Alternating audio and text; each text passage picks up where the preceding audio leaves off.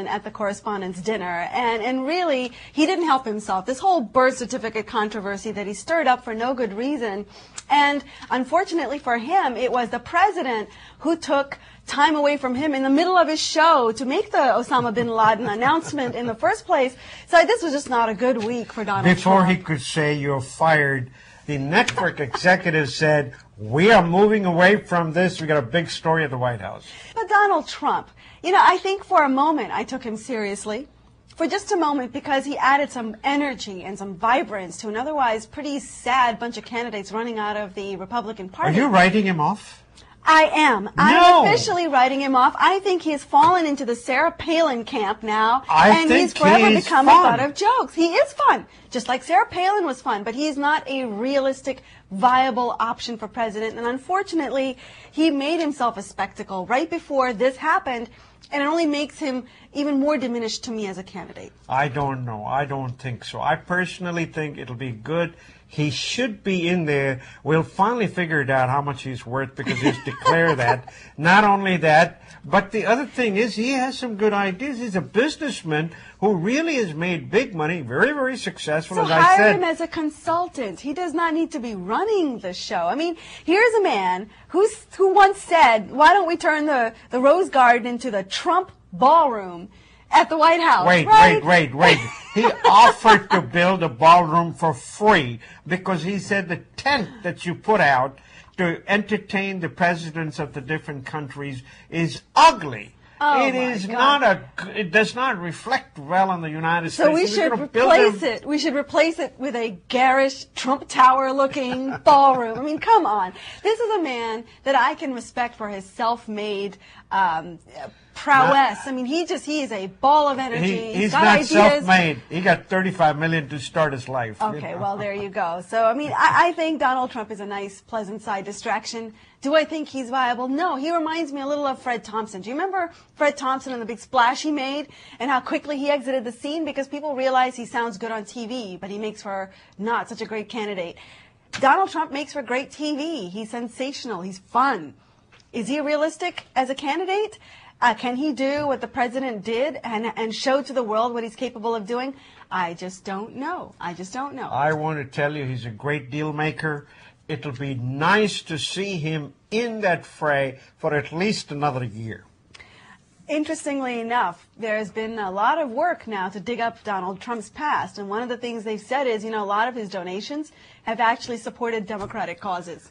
55 to 45. 55 to Democrats, 45 to Republicans. But, you know, it all makes it fun. You know, imagine the American public. They just witnessed the president make a very serious maneuver. I mean, he used his armed forces. He was truly the commander-in-chief.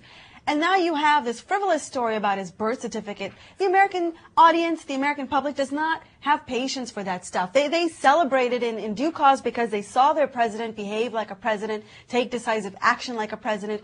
I don't think the birth certificate controversy is alive anymore. We should just put it to bed. It's over. We need to look forward. It's done. It's done. Okay. Folks, you remember about 8 years ago, District of Columbia was imposed a control board because the finances of District of Columbia were not in balance. They owed a lot more money than they were taking in, so Congress imposed a control board.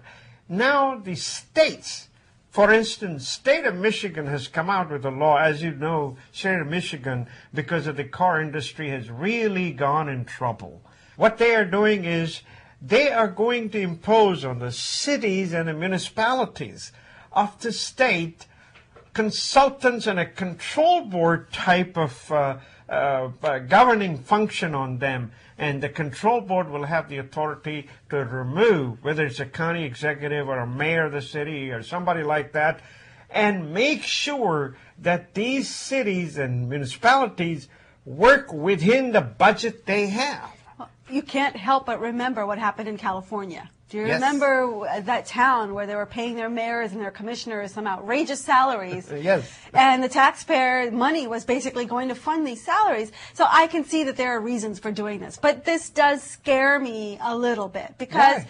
well, right next door to Michigan, you had Wisconsin where the governor basically said, I'm not doing deals with unions anymore. He took away the right of collective bargaining, which then, of course, restricts our freedoms a little bit. This is more of a drastic measure, in my opinion, to try to control these state budgets, which are out of whack. But maybe it's going too far. I mean, why not let the taxpayers come up with some regulations as a way to control this rather than coming in and being disruptive like this and just wiping away existing structures? You know, federal government has a right to overspend. They don't have to balance their budget. But the states under the laws have to balance their budget. All those union deals of pension actually broke the back of the balanced budget. This is why you need to actually remove the root cause of what can happen. You know, because people, when they're budgeting, they budget whatever they see. What they cannot see, they cannot budget for it. And this is what the reason basically is for all those collective bargaining instruments to be voided.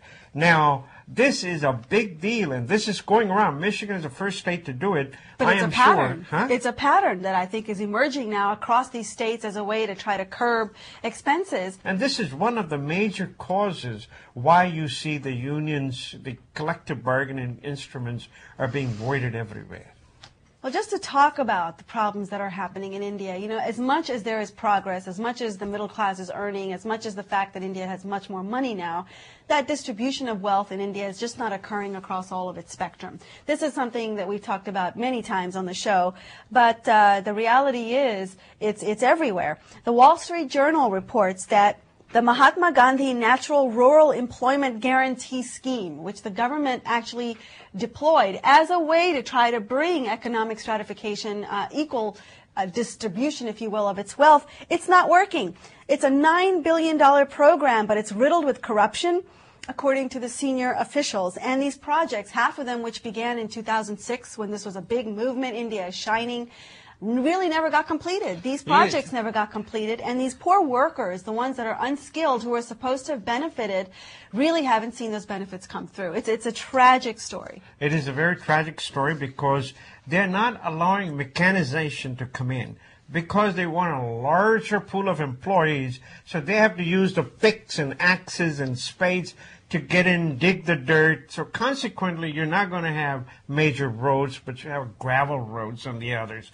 And this is really not lifting them up. You're right. They're unskilled workers. You need to make them skilled. And of course, there is no training. All it is just doing the work that old India used to do. They're not bringing these. And that's a very good. Yeah. That's a very good point. The article talks about this out of the Wall Street Journal. India's failure to uplift its poor and improve the economy in rural areas, which is where 2/3 of the population really lives, is out in the rural suburbs, is mostly untouched by the boom that's being experienced in the urban areas. And this is a problem. India has so far relied on its services industry.